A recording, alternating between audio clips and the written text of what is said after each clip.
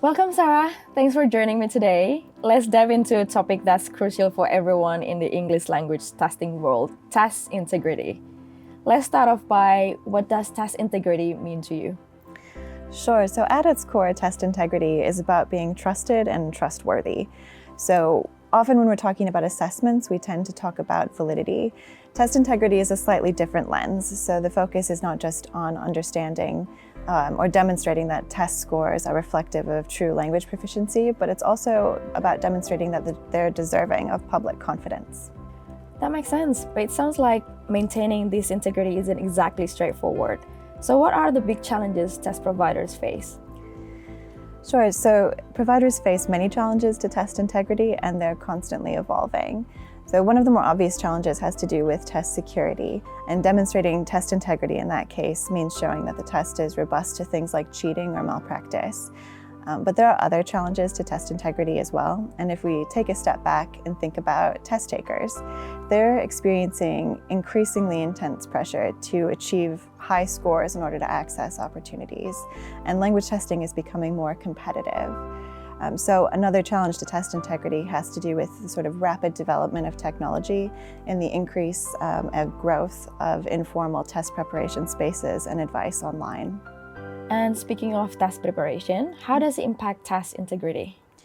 So a key aspect of test integrity is understanding how people prepare for the test. Test preparation has a profound effect on language learning. This is a concept called washback. So essentially, the consequences for testing drive behaviors in language learning. So does it mean when score really matter, people might focus more on the test and how to get a high score rather than on actually learning English? Exactly. So in that case, we see the focus shifting from learning the language to trying to achieve a high score. And ideally, what we want to see in test preparation is that preparing for the test helps you build real language proficiency. Right, so let's talk about how people prepare. Pearson has done a lot of research, hasn't it? Yes, so we conduct our own research into preparation practices. We also partner with universities to support their independent research about preparation practices. So this can include things like test takers' perceptions of the test itself, how they perceive automated scoring systems, and how those things impact on the way they prepare for the test. Interesting. Can you walk us through the findings? Yes, so there are typically 3 types of test preparation activities. The first type of activity has to do with genuinely improving language proficiency. So this is about building real-world language skills, and along the way you naturally improve your test scores as well. The second type of test preparation activity has more to do with removing barriers to demonstrating your proficiency. So this might be something like improving time management skills and pacing in the test, becoming more familiar with the format of the test, or using techniques to reduce anxiety so you have the chance to demonstrate what you know and can do in a test. Then there's a third type of test preparation, which is focused much more on tricks and shortcuts to achieving high scores without really building proficiency along the way. So often we see these circulating in informal prep spaces online as advice on how to take the test. And regardless of whether or not they work, and quite often they don't, they really impact the way that test takers prepare for the test and learn English.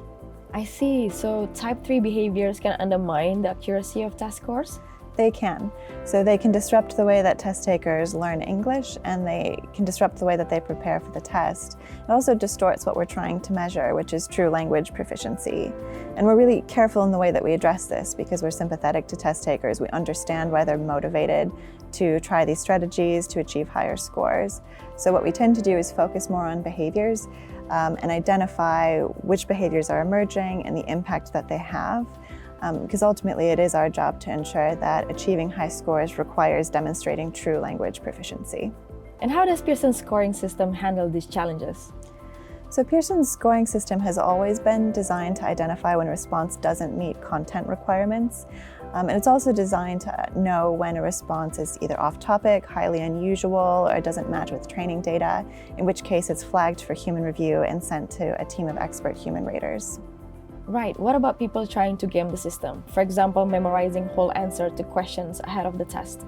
That's a great question. So the scoring system is designed to address that using content gatekeeper rules. So simply, if a response doesn't provide enough authentic content in order to demonstrate a test taker's proficiency, it doesn't receive a score. That's assuring, but with evolving preparation techniques, how is Pearson adapting? So we've enhanced our automated scoring system to keep pace with these emerging behaviors and to better detect responses that contain insufficient content. So we've developed a detection system that can identify when responses contain significant portions of memorized or templated text, and that system works in conjunction with expert human raters to ensure that the content for those responses is scored fairly and accurately. And our goal really is to stay ahead of the curve on this, so we're constantly monitoring the testing data as well as emerging response patterns that we're seeing and the landscape of test preparation advice that you can find online. And all of this ensures that our assessments can stay fair and accurate no matter how that landscape changes. Wow, it sounds like a lot of thoughts and effort goes into maintaining test integrity. Any final thoughts?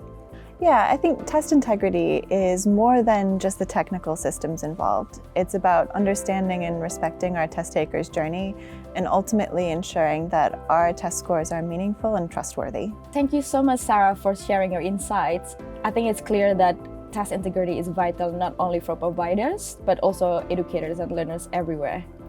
Thanks so much for having me. Test integrity is an important focus for PTE, and it's a topic we're eager to share more about. Thank you so much.